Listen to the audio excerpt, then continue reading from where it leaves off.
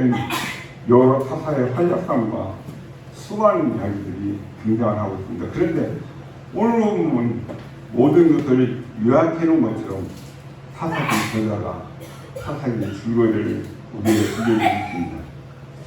이렇게 타사의 시대의 줄거리를 소개한다면 타사를 통해서 하나님께서 저와 여러분에게 주시려는 메시지의 큰 의미를 말해주는 것 같은 느낌이 듭니다. 그런 의미에서 오늘 말씀은 참 중요한데요. 타사기 전체의 줄거리를 이해할 뿐만 아니라 그 줄거리를 통해서 우리에게 주시는 교훈과 도전을 함께 발견하기를 바랍니다. 우리는 하나님의 뜻을 위해서 살게 해주십시오. 하나님의 뜻을 구한다. 이 하나님의 뜻이라는 말을 자주 사용합니다.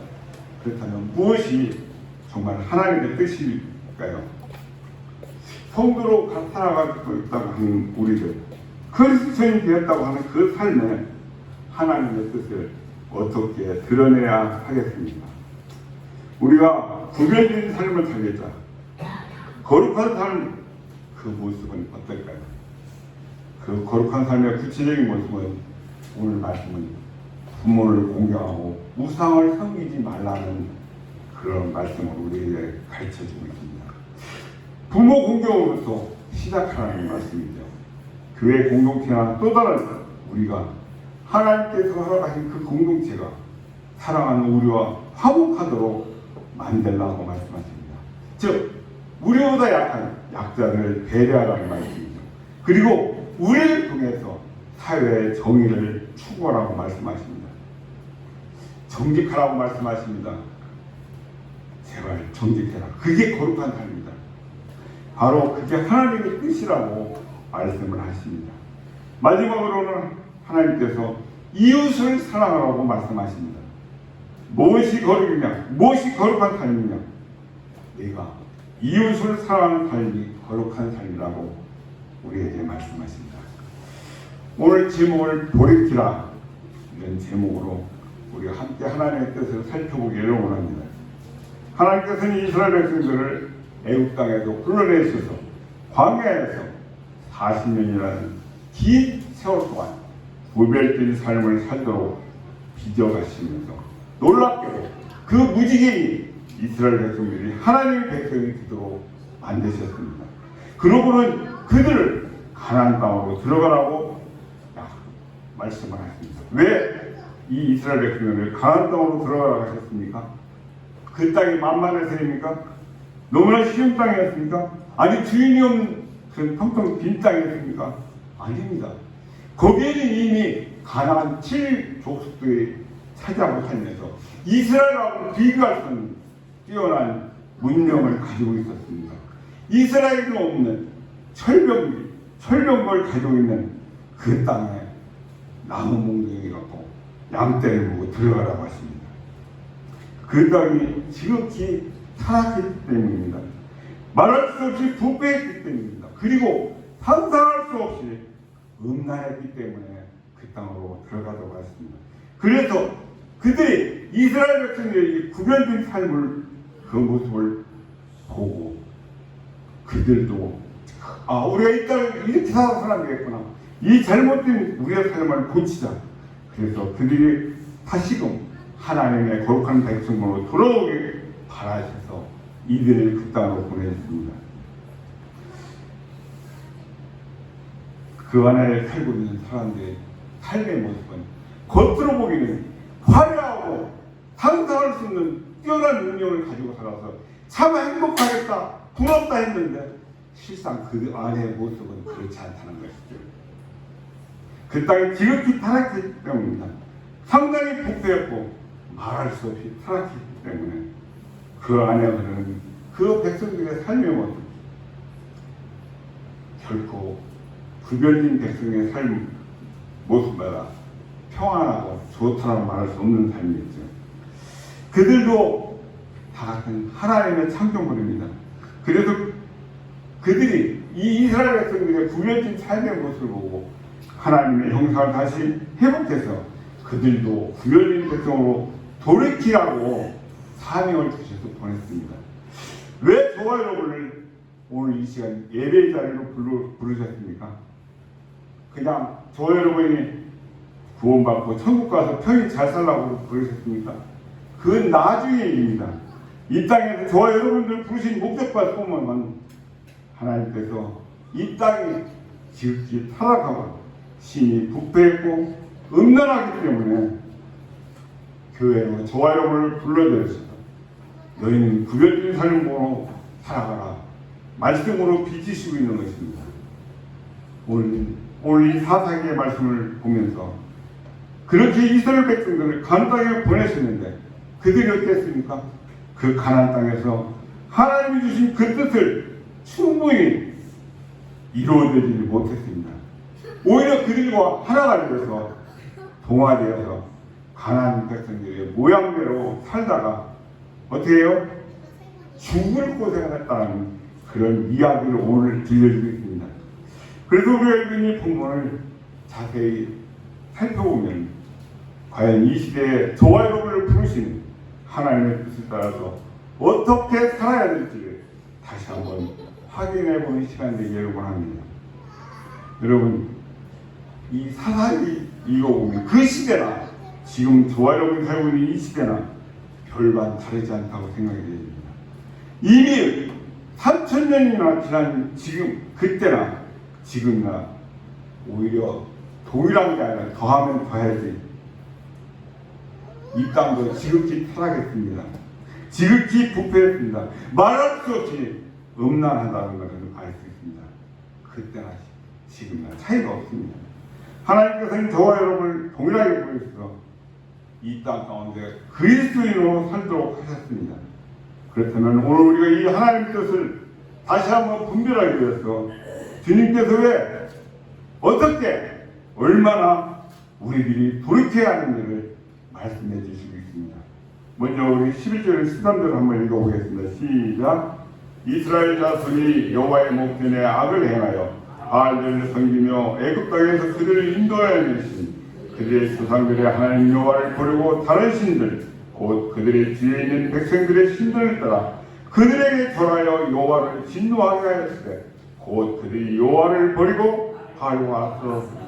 이스라엘 백성들이 가나안 땅에 들어갔을 때 철저히 가나안 민족을 쫓아내지 못한 게 아니라 안 했습니다. 그들의 죄악을 철저히 해결하지 못했던 것이죠. 먼저 가나안 족속들과 동화하기 시작했습니다. 어떻게 하나님의 백성들이 그 땅에 들어가자마자 그 땅의 신들을 먼저 섬기기 시작할 수 있습니다. 우상 주신의 이름이 바알입니다. 근데 이 신이 또 마누라가 있어요.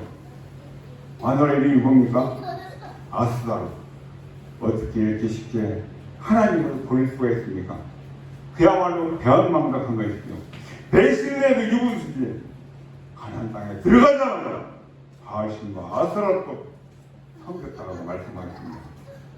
그들에게서 가장 먼저 일어난 증세는 하나님을 떠나서 철저히 그 땅의 신을 섬기기 시작하는 것이죠. 어떻게 애굽에서 구원받고 어떻게 이스라엘 백성들이 살아왔습니까? 하나님께서 40년이라는 세월 동안 먹이시고 입히시고 하나님이 단 한 번이라도 그 이스라엘 백성들을 버리시거나 배신한 적이 있습니까?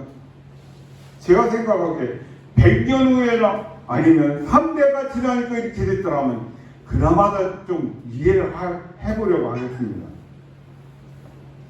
여호와 하나님의 살아계심을 보고 느끼고 먹고 마시고 온갖 체험을 다 했던 그들이 배신하고 바알신을 섬겼다. 이 신이 특징이 있습니다. 성전에서 예배를 드리고 우리를 말하면 바알 신전에서 제사를 드리고 마치고 나면 우리가 정식사로 교제하는 것처럼 그 성전 안에 있는 창녀, 창기, 창남 남종관계가 있는 것입니다. 얼마나 그 시간을 기다리겠습니까? 맨날 양 냄새고 소 전냄새, 똥 냄새는 광야에서 먼지 뒤집어 쓰고 얼굴 한번 대번 부르고 한번 향수 한번 바르고 뿌린 적이 없는 부인하고만 살다가 아유 예배 드리면 마치고 나서 그 향수에 대한 그 찌쩍빵빵한 여인들하고 관계를 한다. 남자들 신앙이 그저 무너지는 거죠. 도미노처럼. 그 예배 시간이 얼마나 기다려지겠습니까? 부인들은 그 키 크고 잘생긴 멋진 남자들은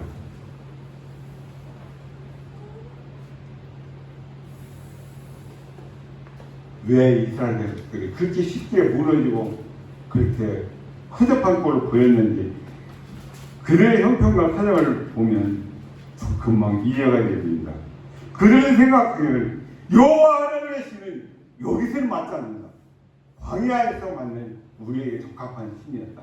여기는 우리가 조상 세대들은 그 모든 걸 팽개치고 이제 농사 짓고 살아야 돼요. 그런데 농사 짓는데 요 신 주신인 바알을 뭐예요?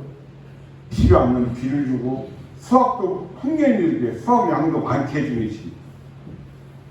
얼마나 필요한 신입니까? 그런데 우리가 예배드리고 제사드리고 남녀관계를 통해서 흥분해야 지켜보기 때문에 하나님의 있던 바알신과 아스다로 또 그런 관계를 맺으면서 흥분해야 그들이 비를 내려주고 수확을 풍년되게 해준다.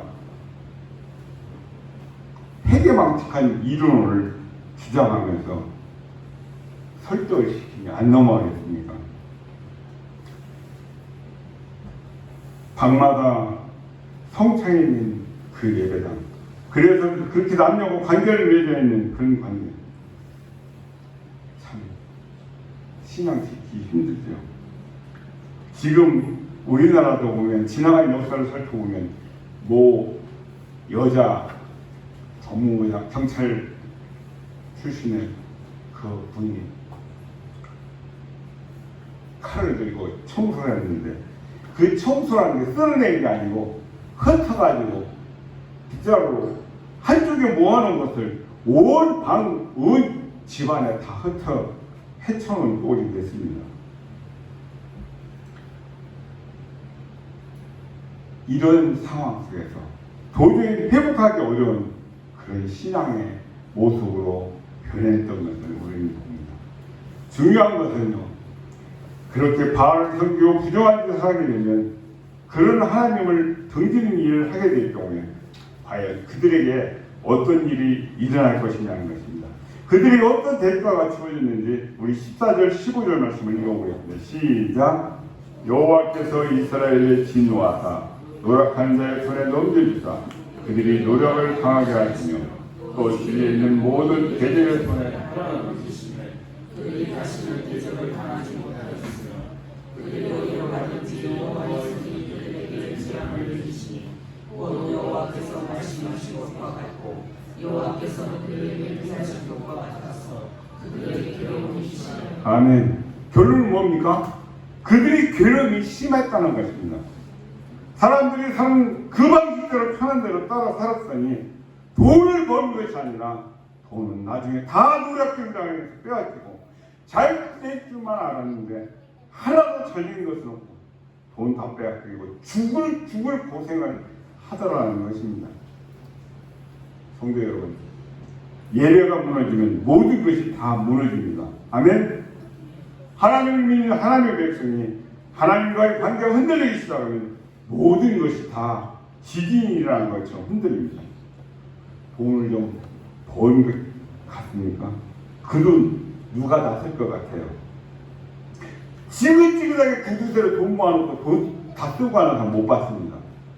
엉뚱한 사람 정죄시킵니다. 성공하는 것 같습니까? 집안이 다 허물어집니다. 하나님께서는 거룩한 백성들에게 부정함을 용납하지 않으십니다. 여러분, 신앙은 무엇이라고 생각합니까? 신앙은 하나님 되심을 인정하는 것입니다. 하나님의 인정, 그 기초가 무엇입니까? 하나님을 부정하지 않는 것입니다. 그리 어렵지 않습니다. 하나님을 부정하지 않는 것이 무엇입니까? 그것이 바로 거룩한 것입니다. 서로 하나님도 우리를 하나님 자녀인 걸 부정하지 않으시고 우리도 또한 하나님 되심을 부정하지 않는 것입니다. 부부 부부가 우리 가정의 원리로 동일하죠. 부부가 결혼해 살면서 서로가 서로를 인정하지 않는, 부정하지 않는 것, 그것이 거룩한 삶이, 거룩한 가정을 이룬 것입니다. 정결하게 사는 것이죠. 그거보다 더 사랑스러운 일은 없습니다. 그러나 만약 한쪽에서 부정을 저지르면서 한쪽의 배우자를 부정하게 되고 그 결과는 어떻게 되겠습니까? 여러분, 남편을 부정하고 행복한 여자가 있겠습니까? 남편을 날마다 우습게 여기고 행복한 여자가 있겠어요? 또한 아내와 자녀들을 하자나 종 취급하면서 날마다 구박하고 행복을 느끼는 남편이 있을까요? 거룩이란 하나님의 뜻이란 우리가 함께 살아가는 배우자를, 가족을, 자녀를, 이웃을 부정하지 않는 것입니다. 부정하지 않는 것이지만 부정하지도 않아야 되는데 동일하게 관계가, 하나님과 우리의 관계가 신앙만에 있다는 것을 기억하십시오. 오직 하나님만을 인정하는 삶, 하나님을 믿는다고 말하면서도 하나님을 잘 알지 못해서 오해하는, 그러지 않는 것이, 어떤 남자가 바람을 피다가 그 상대를 자기 집 안방까지 데려오는 경우 무슨 삶에 도움이 되고 그게 신뢰관계가 되겠습니까? 결과는 심히 괴로울 뿐이라고 말씀하십니다. 우리 인생에 괴로운 일이 왜 생깁니까? 하나님과의 우리의 관계가 어긋나서 그렇다고 말씀하십니다. 기본적인 관계, 예배의 관계, 하나님과의 정직한 관계, 순결한 관계, 그 관계가 흔들리면 모든 것이 다 흔들린다라고 말씀합니다. 이것이 우리가 하나님을 믿는 백성으로서 기본 신앙의 자세를 지키는 것입니다. 그래서 우리 생각하기 좋은 대로 내 멋대로 살아가는 이 시대를 성경은 한마디로 설명해 주었습니다. 이 사사들이 살던 시대가 어떻습니까? 각자가 자기 보호 좋은 대로 내 생각한 그 생각대로 사는 그 시대. 각자가 느낀 대로, 각자가 생각하는 대로, 자기 좋은 대로. 오늘 우리가 사는 시대가 그렇지 않습니까? 무슨 차이가 있습니까? 우리는 하나님을 부정합니다. 하나님을 부정하면 어디로 갈까요? 돈, 권력, 인기, 명예, 명품, 그런 것들은 우리가 눈으로 저건 그렇다 식별하기가 쉬운 우상들입니다. 그러나 좀 더 들어가 보면 예술을 통해서, 스포츠를 통해서, 그리고 문화 전통이라는 이런 말은 곳곳에서 아주 깊은 곳에 숨겨져 있는 그런 우상들을 볼 수가 있습니다. 하나님을 부정하는 사람들이 어디로 달려가겠습니까? 오늘 우리가 사는 이 시대, 그들이 달려가는 우상들이 눈에 보이십니까? 그 결과를 볼 수 있습니까? 오늘 말씀에서는 아주 쉽게 정의를 해주고 있습니다. 그들의 삶이 피곤해진다는 것입니다. 인생이 괴로워진다고 말씀하고 있습니다. 사사기 2장 3절 말씀에 예수님께서 그럴 경우에 우리가 우상으로 섬기는 것들을 하나님께서 바라보시고 쫓아내지 않으신다는 것입니다. 하나님께서 고개를 시선을 돌리신다는 것입니다. 그러므로 내가 또 말하기를 내가 그들을 너희 앞에서 쫓아내지 아니하리니 그들이 너희 옆구리에 뭐가 되어? 가시가 될 것이며 그의 신들이 너희에게 뭐가 됩니까? 올무가 되라. 올무는 사람의 생명을 앗아갈 수가 있습니다. 인생의 가시와 올무가 있다면 어디서부터 무엇으로부터 비롯되냐는 것이죠. 뭐가 그리 힘드십니까? 뭐가 그리 안 좋고 뭐가 그렇게 불만스럽습니까? 바로 이런 가시와 올무 때문이라는 것입니다. 그럴 경우 우리가 우상으로 섬기는 것들을 생각하고 쫓아내십시오. 하나님께서는 그냥 내버려 두신다고 말씀합니다. 괴로움 심하면 반응이 오기 시작합니다. 부르짖기를 시작합니다.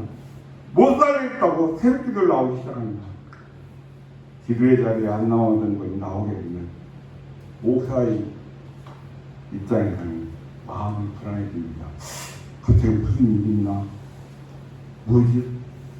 그런데 또 반대로 나오던 분이 기도의 자리에 안 나오시면 그 문제가 좀 풀리긴 풀렸는데 저렇게 안 나오다 또 무슨 일이 들고 나와서 기도해달라고 그런가?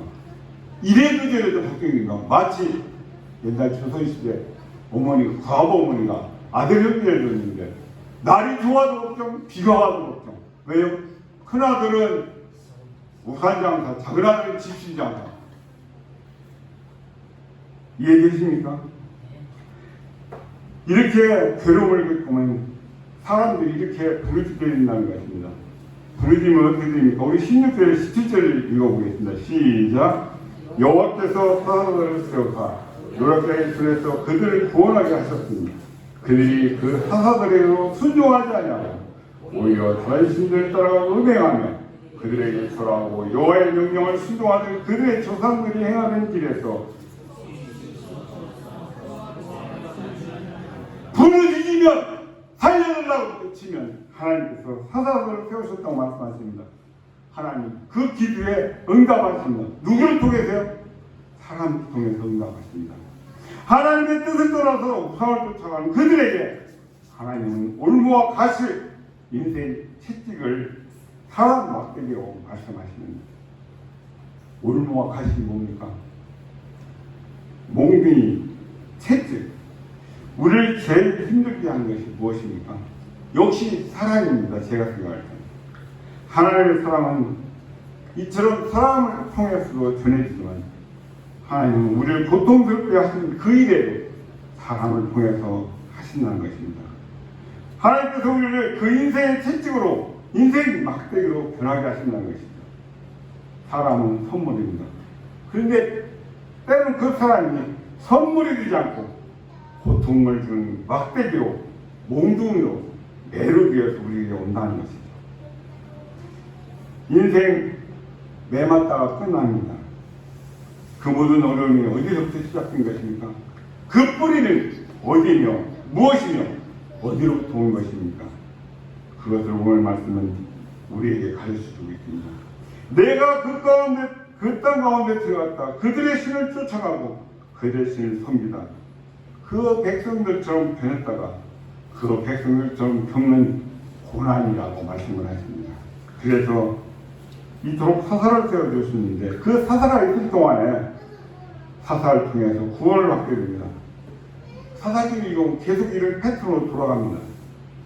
고통스러운 살려서 부르짖으면 사사를 통해서 구원해 주십니다. 구원시켜주니까 살만하거든요. 돈이 생기고 여유가 있고 살만하면 또 돌아갑니다. 마치 뭐예요? 돈이 주머니에 생기니까 눈싸움으로 돌아가더라. 또 바람을 피웠더라. 그러다가 또 야단 맞으면 다시 돌아오는 척합니다. 그 얘기와 똑같은 이치인 것 같습니다. 맞으면 부르짖고 부르짖으면 구원해주고 구원해서 살만하면 또 죄짓고 마치 바람이 쳇바퀴돌이 하는 것이죠. 이게 득불이 됐다는 게 450년 사사기 이야기의 줄거리입니다. 그래서 오늘 하나님께서 너희들이 그렇게 살지 말아라 말씀하십니다. 그래서 돌이키려면 회개하려면 확실하게 돌아서라. 구원이란 이렇게 사사를 세워주시는 일이지만 하나님은 언제든지 우리를 구원하실 준비가 되어 있으십니다. 하나님께서는 언제든지 어디든지 어느 때든지 우리를 구원하실 준비되어 있습니다. 이것이 바로 복음이라고 저는 말씀드립니다.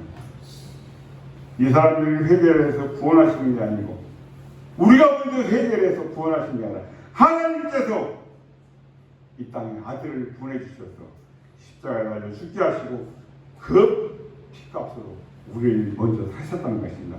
이것이 예수님께서 오셔서 말씀하신 창자의 비유라고 저는 해석을 합니다. 정말 싸가지 없는 아들, 있어서란들 유산은 아버지가 부모가 돌아가시다 유산입니다. 둘이 멀쩡히 뜨고 계신 아버지한테 유산 달라고 해서 그 돈 갖고 와서 파란 방송에 다 탕진하고 거짓걸로 돌아오는 아들. 그 아버지는 아들을 언제 용서하셨습니까? 집 앞에 회개하고 아버지다 무슨 한 종록에 하나를 써주세요 할 때 용서하셨습니까? 아닙니다. 제가 볼 때는 아들이 돈 들고 집 나가는 순간 아버지는 용서하셨습니다.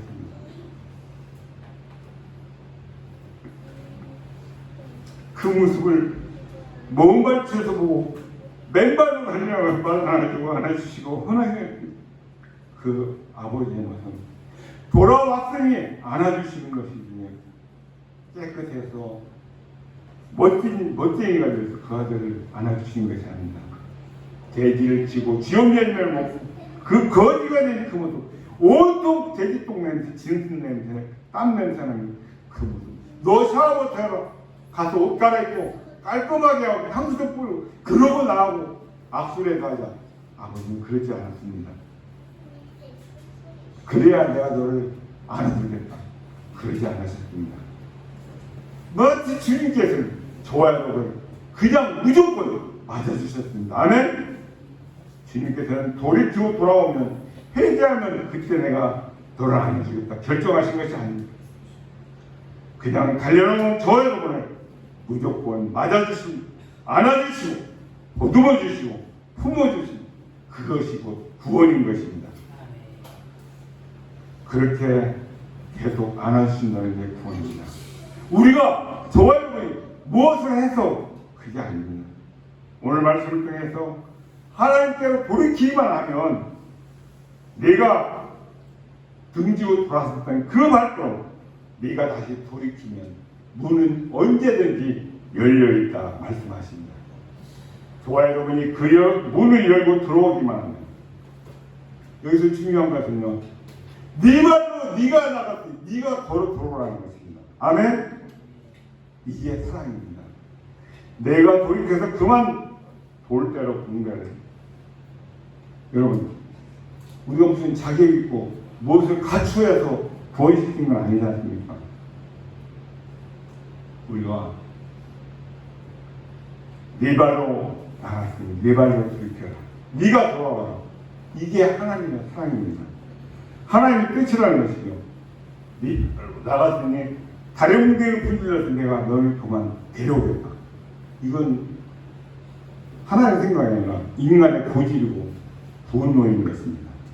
네 발로 갔으니 네 발로 돌아올 때까지 나는 기다리겠다. 네가 돌이키고 돌아와라. 이게 하나님의 사랑하심입니다. 하나님의 뜻이라는 것입니다.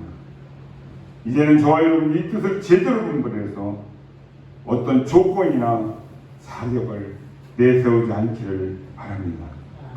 우리가 세례 받을 때 무슨 자격이나 조건을 갖추어서 세례를 받는 건 아니지 않습니까? 술, 담배 하시는 분이 나는 술, 담배 못 먹어서 교회 못 나가요. 아닙니다.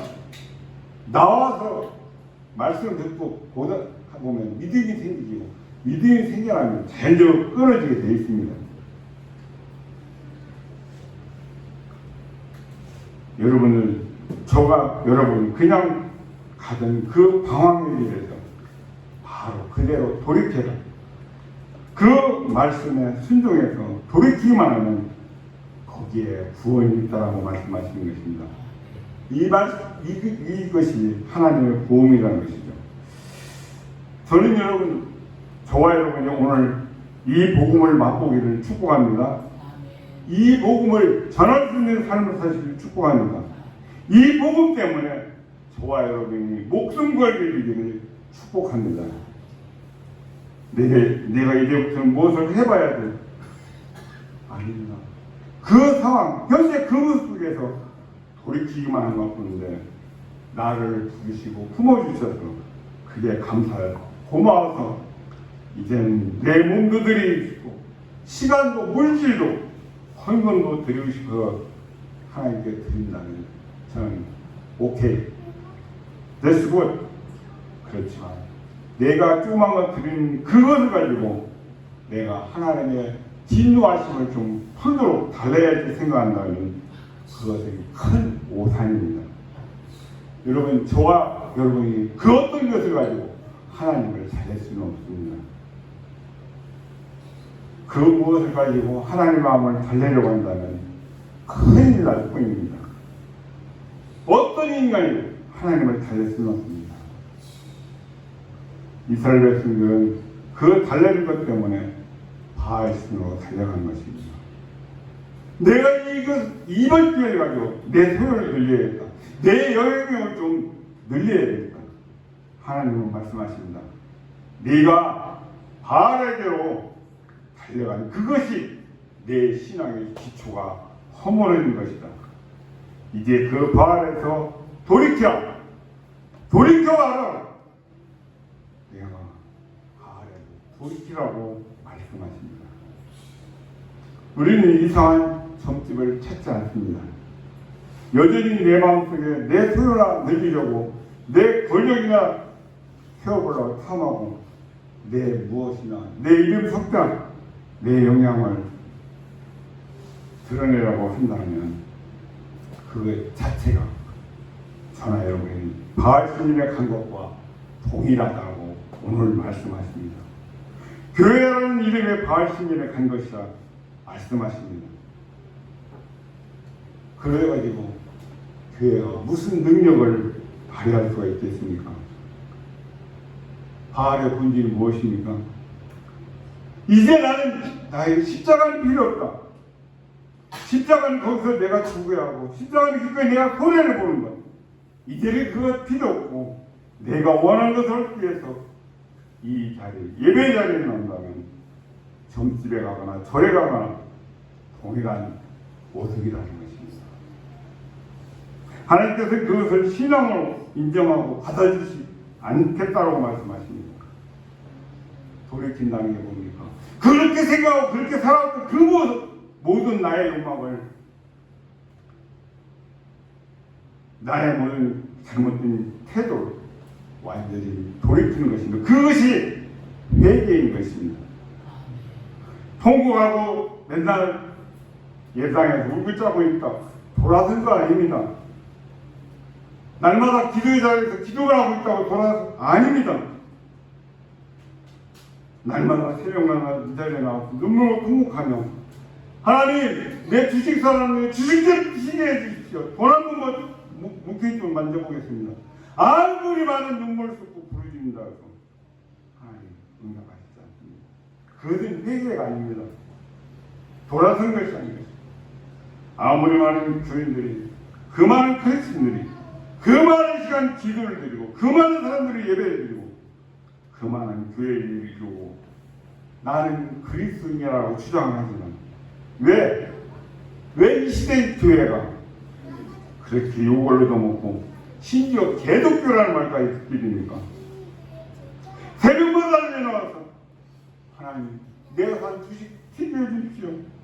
기도한다면 그게 곧 바알 신앙이요 하나님의 성의 신앙이 아니라고 말씀하십니다. 여러분이 어디 세상 어느 곳을 가든지 바알 신앙으로 젖어 있는 것을 보게 됩니다. 세상은 여전히 바알 신앙이 우리를 유혹하고 하려고 도살하고 있습니다. 내가 남보다 더 살고 더 풍요롭게 살고 많은 소유를 가지고 누리며 높은 지위를 누리는 그걸 목적으로 해서 신을 두들겨 깨고 밤낮으로 자신의 몸을 자해하면서 그 일을 하고 있는 모습. 그래가지고 하나님을 향해 밤낮없이 협박합니다. 나 3일을 금식했습니다. 일주일을 금식했습니다. 아니 그것 따지면 40일을 금식하겠습니다. 하나님을 공간 협박하는 거 아닙니까? 어떤 사람은 이상하게 명함을 주는데 40일 금식 3번을 이루었다. 그게 뭐 잘할 거래요. 얼마나 문제거리가 많은 40일 금식을 남들 한 번도 안 하는 사람이 더 많은데 3번씩이나 했을까요? 그걸 잘할 거리라고.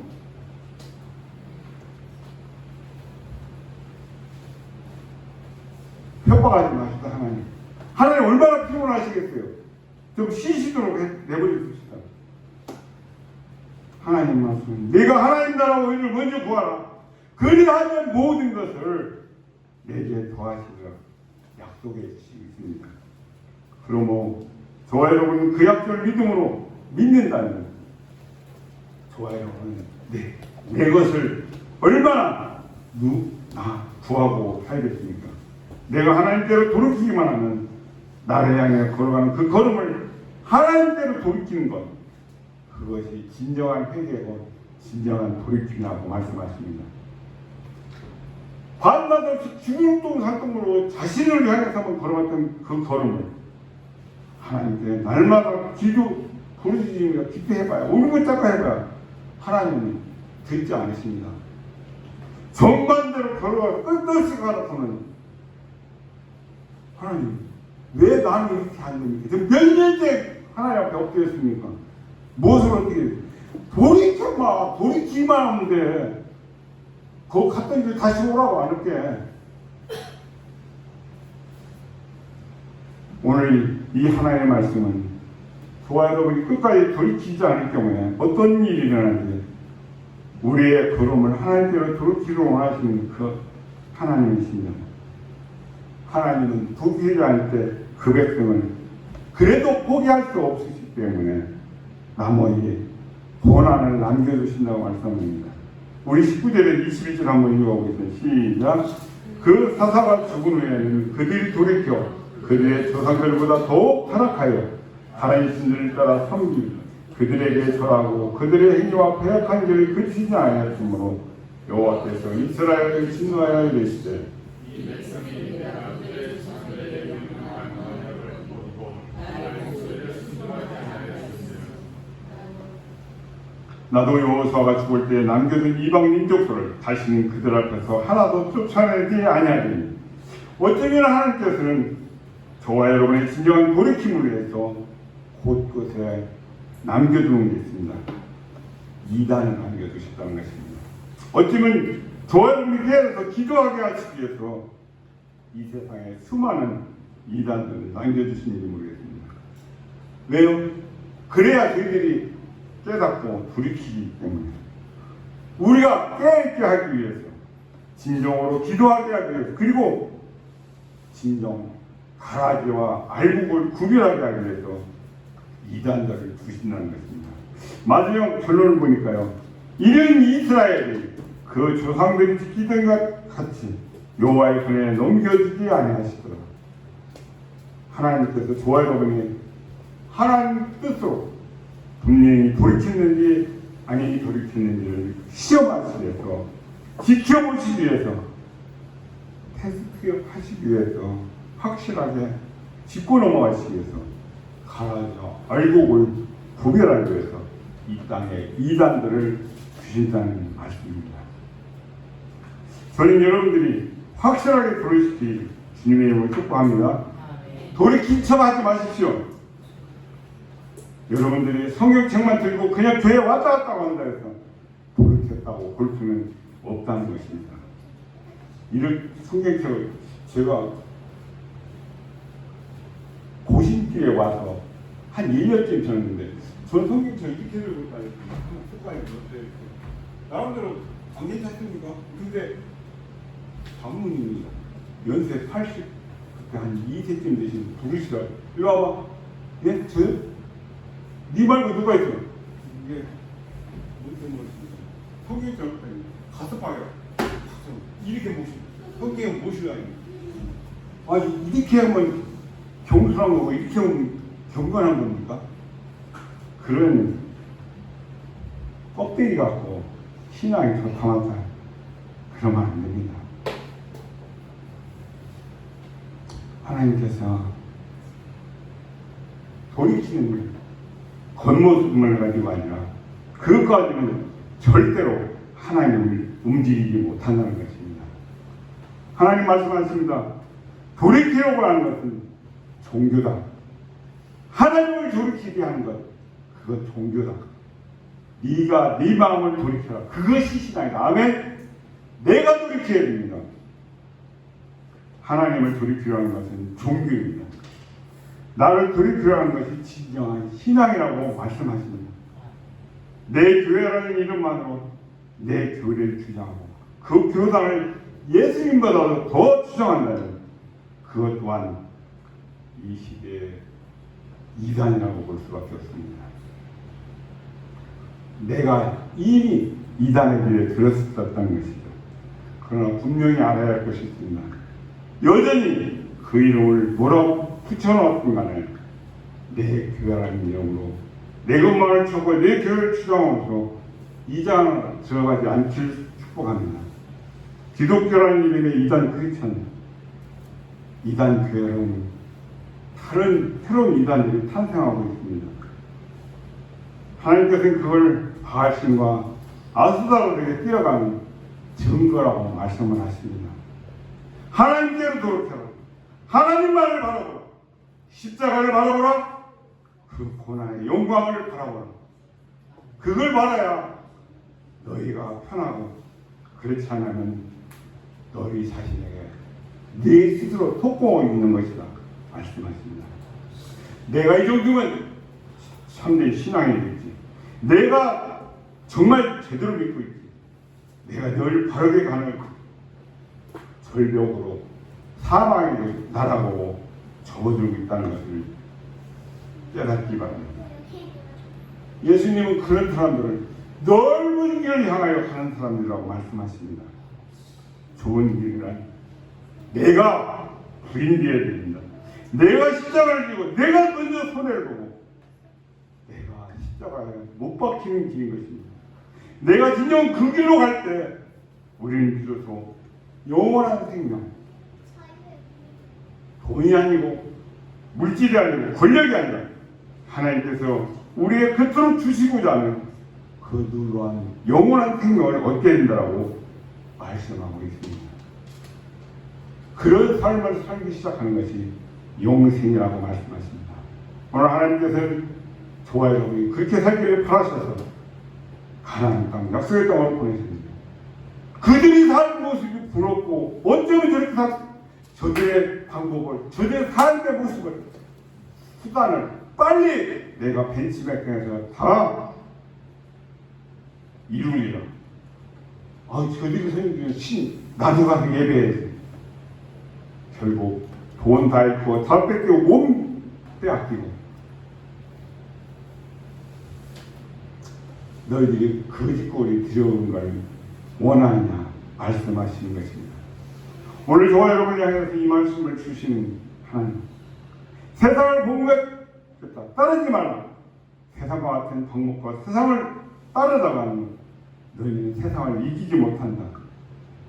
세상 방법으로는 세상을 따라가서는 세상을 바꿀 수도 없습니다. 왜? 먼저 앞서가는데요. 항상 제가 자동차를 써서 잘하는 수리센터 사장을 알았습니다.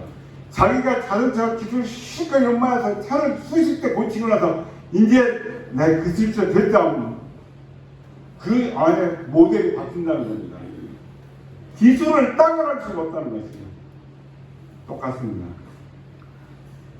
세상의 방법을 배운다면 교회는 교회의 본질을 잃어버릴 수가 있습니다.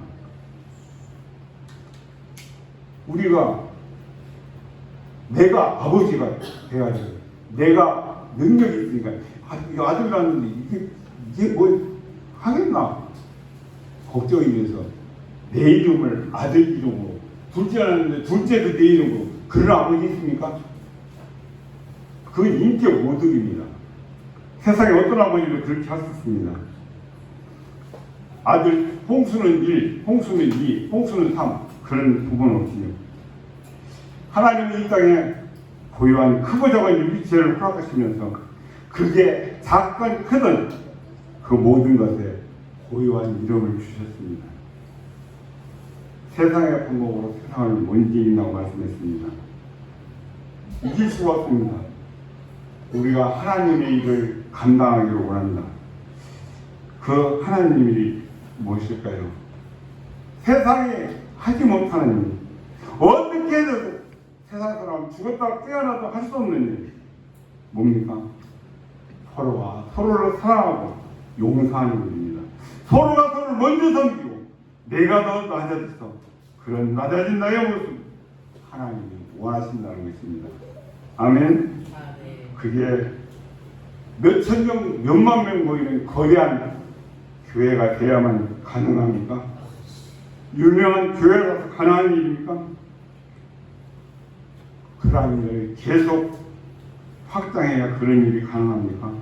아니면 중지가 돼야만 가능합니까? 아닙니다. 저와 여러분이 낮아지고 겸손하고 섬기며 하나님이 원하시는 교회가 될 때 그 일이 가능하다고 저는 생각합니다. 우리는 세상에 흉내낼 수 없는 일, 어떻게 해서도 그렇게 할 수 없는 일, 그 일을 위해서 그 일을 하라고 하나님께서 저와 여러분을 부르셔서 그런 일을 아끼시는 까닭입니다. 세상의 방법으로부터 네가 돌이켜라. 세상에 하는 그 커다란 건물 예배하면 준다고 해서 우리가 일반 그룹들 롯데나 현대나 삼성 같은 그런 큰 건물을 지을 수 있겠습니까? 깨어나는 것입니다. 돌이키라고 말씀하십니다. 세상의 방법으로 하나님의 뜻들이 있다고 가운데 살아날 때 하나님께서 하나님 되심을 드러내실 것이고 하나님께서 영광을 받으실 줄 믿습니다. 저와 여러분이 교회 될 때 그런 일은 가능합니다. 세상에 못하는 어떻게 해서도 세상에 할 수 없는 일, 세상 방법으로 하려고 이리저리 날뛰지 말고 돌이켜서 하나님께 엎드리라는 것입니다. 그때 하나님이 하나님 되심을 세상에 알리고 영광 받으실 것을 오늘 말씀하십니다. 신앙은 오너를 주인을 아는 것입니다. 아멘. 우리의 모든 문제들이 다 정리가 될 수밖에 없습니다. 이 세상 누가 경영하십니까? 이 세상의 진정한 주인이 누구십니까? 그 밑에 내가 내가 대리, 내가 부장, 그 잡다한 것을 해놓지 마십시오. 그들의 내 마음을 눈을 맞게 하려고 아무 떨지 마십시오. 주인만 똑바로 알면 모든 것은 다 만사오키입니다. 아멘. 이런 말이 들어보면 세상에서 가장 신미스러운 일이 있다. 그게 뭐냐? 죽을 똥으로 살 똥으로 죽을 힘을 다해 돈을 벌어보는 결국 뭐예요? 아파서 그 돈 다 까먹는 거예요. 우리는 뻔히 봅니다. 제가 병원에 있을 때 옛날에 고령 지역에 죄송합니다. 하우스 하시는 농민들을 대상으로 논문을 같이 쓰는 게 있습니다. 근데요, 그 돈을 묵투익 돈을 만든 분들이 수명이 다른 데보다 한 7, 8년 낮습니다. 짧습니다. 일찍 죽는다고 그러죠. 왜 그러냐? 원인은 결론은 벗긴 겁니다. 하우스 안에서 이렇게 활동하시면 그 농약 잔류 계속 마시고 일하니까 수명이 짧아질 수밖에 없죠. 왜 그렇게 삽니까? 그래서 요즘 무슨 얘기가 떠도니까 역발상을 해보자는 것이 역발상. 신앙은 대단한 역발상이라고 저는 말씀드리겠습니다. 우리 주신 하나님, 이 세상의 주인이신 그 하나님, 내가 내 지혜, 내 능력, 내 수단으로 살아가고 하지 말고 그분께 나의 모든 것을 맡기는 것입니다. 여러분, 종교 개혁자 마틴 루터 잘 아시죠? 우리 교회에서 회개한다 해도 제가 볼 때 담임 목사님 제일 4명 안 되는 성도님들 저한테 그냥 그 자리에서 직방 날리면서 따지는 분들 그거 쉽지 않지 않습니까? 근데 이 중세 시대 그 서서히 시판한 그 제도하에서 일개 지금 나온 목사님이 그 교황을 향해서 반기를 된다? 상상이 되십니까?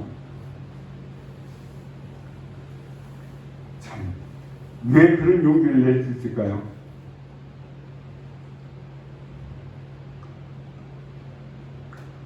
무슨 배짱으로 그걸 할 수 있습니까? 여러분 생각해 보셨습니까? 다른 것 없습니다. 진리를 찾고 진리를 만나고 진리를 붙들었기 때문에 그 일이 가능한 것입니다. 진리. 오너가 교황이 아니다. 지금도 교황은 무소를 주장합니다. 어저께까지만 해도 추기경으로 있는 사람이 교황에 대한 안경은 그 실수도 없고 그 말이 성경 하나님 말씀보다 더 무서입니다. 말도 안 되죠. 그가 나중에 고백하는 것을 봅니다. 내가 손에 붙들었던 것은 하나도 없다. 그러나 하나님이 내게 주신 선물은 너무나도 소중한 것이어서 그가 떨어뜨린 것이 기억나지 않겠습니다. 세상을 이기는 것이 하나님의 뜻입니다. 어떻게 이길 것인가? 세상의 방법으로는 안 된다. 세상에 한 그 수단과 방법으로는 할 수가 없다. 그러면 어떻게 할까? 역발상하자. 저와 여러분이 정말 진정한 믿음을 가지고 창의적인 역발상으로 세상을 이해하시길 축복합니다. 하나님께서 내려주신 새로운 선물, 너무나 편하고 소중한 것이라서 떨어지는 것은 하나도 기억나지 않게 해주신다는 이 말씀. 내가 너와 함께 하려고 했습니다. 이 말씀이 예수님이 말씀으로 기억나게 하시고 하나님 다시 한번 우리의 생각 가운데 하나님의 능력을 경험하게 해주십시오. 그렇게 기도하는 저와 여러분 되시길 축복합니다. 오늘 이 말씀 통해서 이 사사시대의 어리석은 이 백성들의 모습을 통해서 저와 여러분 자신의 모습을 돌아보기를 바랍니다. 그리고 어리석음과 감히 공존하는 악순환이 아니라 그 죄악과 심판의 연결고리를 이제는 더 이상 보지만 않고 끊어버리고 저 여러분의 삶이 하나님께서 기뻐하시는 삶이 되어 하나님 주신 은혜와 복을 누리는 삶 되시길 축복합니다. 오늘 이 하나님과 우상을 겸하여 섬기러 간 이 이스라엘 백성들 어떻게 보여주십니까? 그들이 그런 선택을 한 이유는 무엇이라고 생각이 되십니까? 오늘 이 말씀을 통해서 교훈 받은 저와 여러분의 마음, 지금 가장 큰 도전을 주는 교훈은 무엇입니까? 그 생각, 그 이유를 적어보시기 바랍니다. 그리고 한 주간 동안 사사기를 통해서 하나님께서 주신 교훈을 짧은 한 문장으로 적어보시길 부탁드립니다. 이렇게 해서 우리가 사사기의 줄거리를 한번 살펴봤는데요. 참 어두운 시대였고 어리석은 시대, 오늘날 저 여러분이 살고 있는 아무리 의학이, 기술이, 과학이 발전했다 해도 어두운 현실인 것은 안타까운 짝이었습니다. 사사시대에 반복되었던 그 악순환이 지금도 여전히 반복되고 있다는 것을 기억하시기 바랍니다. 이제는 그 악순환의 고리를 끊어버리고 하나님의 은혜와 말씀 앞에 순종하고 주신 축복을 받아내면서 먼저 선순환을 하는 우리의 모습, 오히려 하나님의 기쁨된 진정한 그리스도인다운 그리스도인 되실 주님의 이름으로 축복합니다. 자비로우신 아버지 하나님, 은혜와 사랑을 감사드립니다.